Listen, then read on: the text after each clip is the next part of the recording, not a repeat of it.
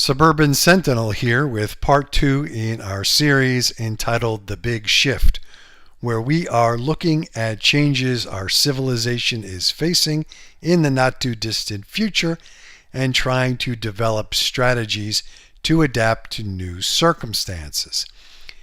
In part 1, we discussed the inevitability of social, economic, and political changes throughout the world. Here in part 2, we will begin examining the processes of these changes. Now, before looking down the road, it's always helpful to take stock of where we are now. So let's examine some important aspects of the current state of the world. Happiness. What does that have to do with survival and adaptation? Well, happiness is probably the ultimate and highest human objective. Ask a bunch of people what they want out of life, and I can almost guarantee the overwhelming response will say, I just want to be happy.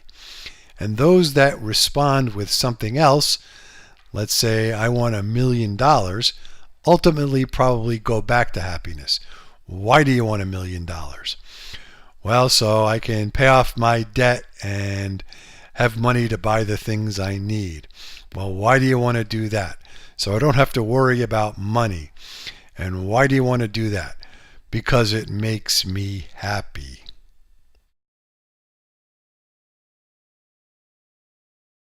Are people generally happy? Well, of course, there are the extremes.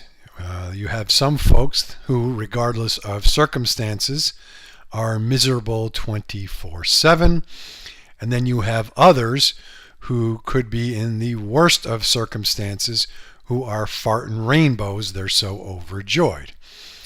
In the middle, there are people of ordinary circumstances that are happy sometimes, unhappy at other times, and who are generally satisfied. However, I believe that it is a safe bet that throughout most of the world, people who are satisfied have at least a small undercurrent of dissatisfaction in their lives.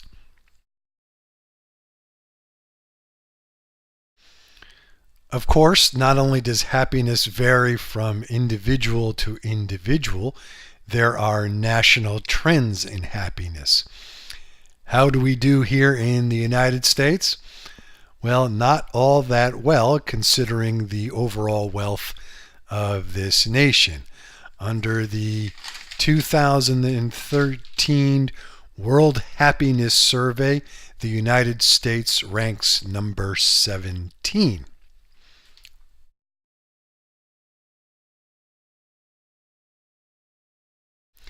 In highly capitalistic nations such as the US, we the people are conditioned to believe that wealth and material possessions bring happiness.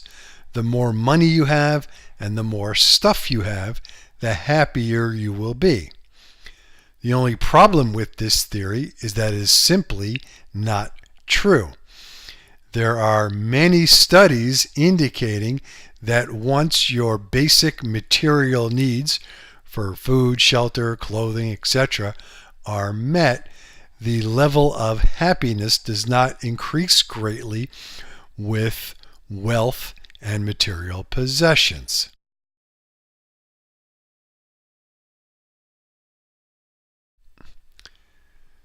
So if an excess of money and things don't make people happy, what does?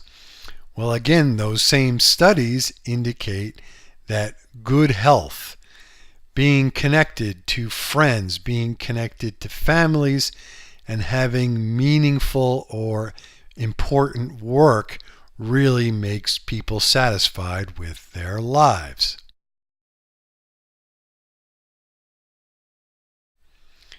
So, if money and stuff doesn't make us happy, why are we conditioned to believe that it does? Well, the short answer is that companies and entire economies are built on consumption. For example, in the United States, about 70% of our economy depends on us selling crap that we don't need to each other. Now again, that's just the United States and a lot of other cultures as well. That does not apply to every culture that ever existed. For example, the Native Americans saw a need for excess stuff or excess money as a mental illness.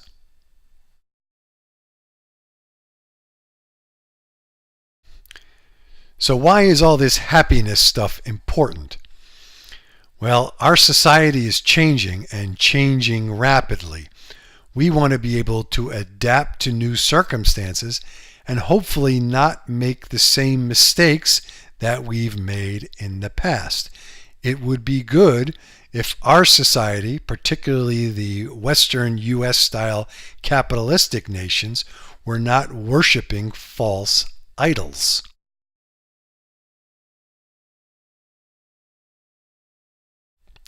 In our next episode in our series on the Big Shift, we will examine other aspects of where our society is and hopefully get to where we are headed in the near future.